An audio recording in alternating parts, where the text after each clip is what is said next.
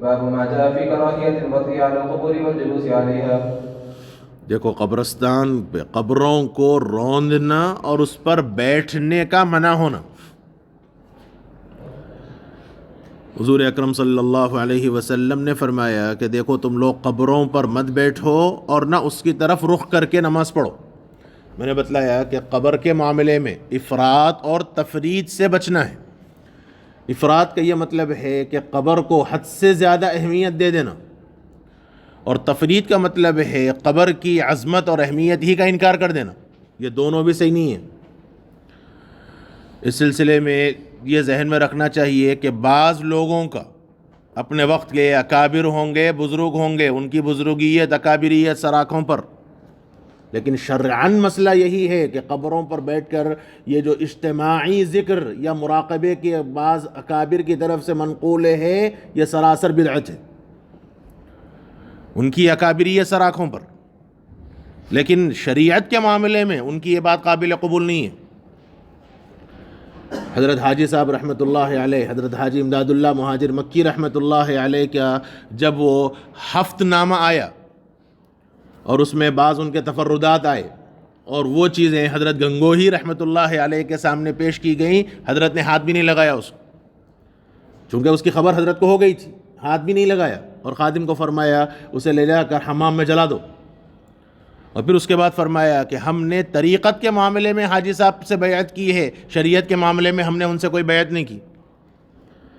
اس لیے یہ جو بعض ہمارے اکابر سے قبر پر بیٹھ کر مراقبے کے ثبوت ملتا ہے، یہ سراسر بدعہ ہے، اس کا کوئی ثبوت نہیں ہے روایت کے اندر۔ زیارت کرو، کس نے روکا ہے؟ اور وہاں بیٹھ کر گھنٹوں بیٹھ کے مراقبہ کریں گے اور پھر اس کے بعد نتیجہ قائم کر کے تجزیہ پیش کریں گے، یہ سمجھ میں نہیں آنے والی بات ہے۔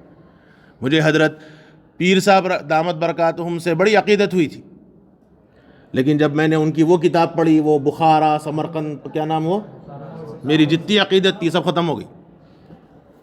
وہ جو بیٹھ کے مراقبے کر کے اور مراقبوں کے بعد تجزیہ قائم کرنا، ٹھیک ہے، سراکھوں پہ ان کی اکابریت، میں نے ان کو بہت قریب سے دیکھا ہے، حیدرآباد کے سفر کے موقع پر بہت قریب سے دیکھا ہے، تو ان کی بزرگی ہے سراکھوں پر، لیکن جو معاملہ شریعت کا ہے وہ شریعت کا ہے۔ ہمارے اکابر نے لکھا ہے باضابطہ کہ قبر پر بیٹھ کر مراقبہ کرنا یہ بریلویت کا طریقہ ہے، یہ دیوبندیت نہیں ہے۔ اس لیے میں نے کہا دیوبندیت کا لیبل لگا ہوا ہے، دیوبندیت پہ عمل نہیں ہے۔ اس لیے قبر پر بیٹھ کر اجتماعی ذکر کرنا، دیکھو ایصال ثواب الگ چیز ہے، ایصال ثواب کرو، قرآن پڑھو، ٹھیک ہے، اور اس سلسلے میں ایک کوتاہی ہم لوگوں سے بھی ہو رہی ہے۔ دیوبندیت نے یہ سمجھا کہ قبرستان کی زیارت مناسب نہیں ہے، ضروری نہیں ہے، مہینوں گزر جائیں گے قبرستان جانے کی توفیق ہی نہیں ہوتی۔ حالانکہ ہفتے میں ایک مرتبہ قبرستان جانا چاہیے، یہ حق ہے، قبرستان ہفتے میں ایک مرتبہ کم سے کم قبرستان جانا چاہیے، یہ حق ہے، لیکن اس پہ عمل ہے ہی نہیں۔ کیوں؟ دیوبندیت ہے، قبر کی زیارت تعظیم مناسب نہیں ہے۔ اور اکابر کے سلسلے میں اکابر پرستی یہاں تک آ گئی کہ قبرستان بڑوں کے بڑی عظمت اور اس کے ساتھ جائیں گے۔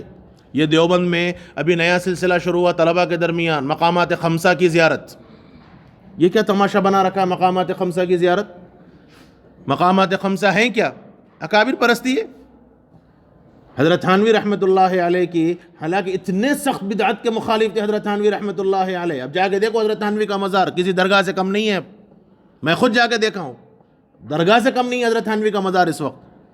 صرف ایک کسی نے بے حرمتی کر دی، پتہ نہیں کیا ہوا نہیں معلوم، اس کے رد میں، اب اس کے ازالے میں ایسی باضابطہ قبر پختہ نہیں بنائی گئی، لیکن پورے جو ایک درگاہ میں چیزیں ہوتی ہیں وہ ساری چیزیں اب انجام دی جا رہی ہیں، اور یہی ابتدا ہے، یہیں سے شروع ہو گئے سب مسائل۔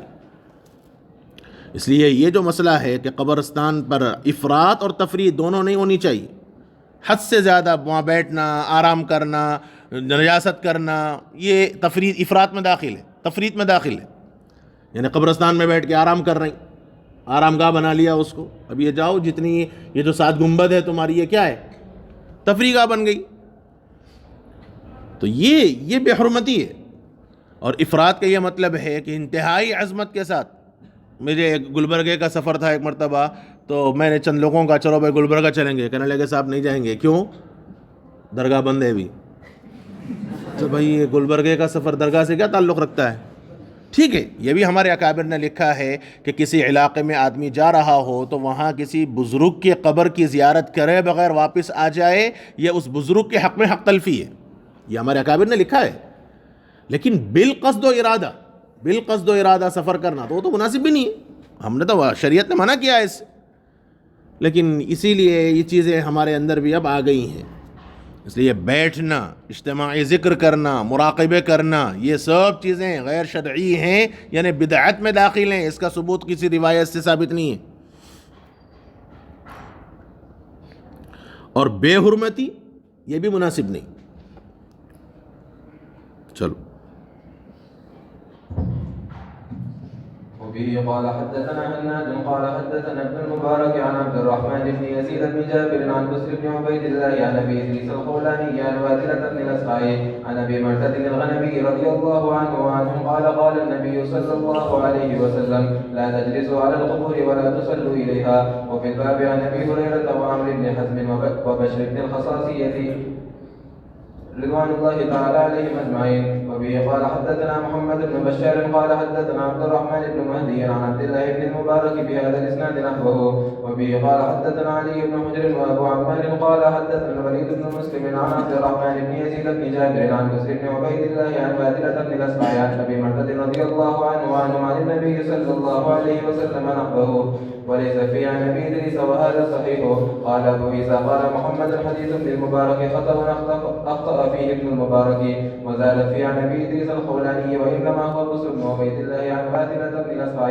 هكذا روى غير واحد عن عبد الرحمن بن يزيد بن جابر وليس في عن ابي ادريس الخولاني وبسر بن عبيد الله قد سمع عن ابي ادريس الخولاني وبسر بن عبيد الله قد سمع من واثلة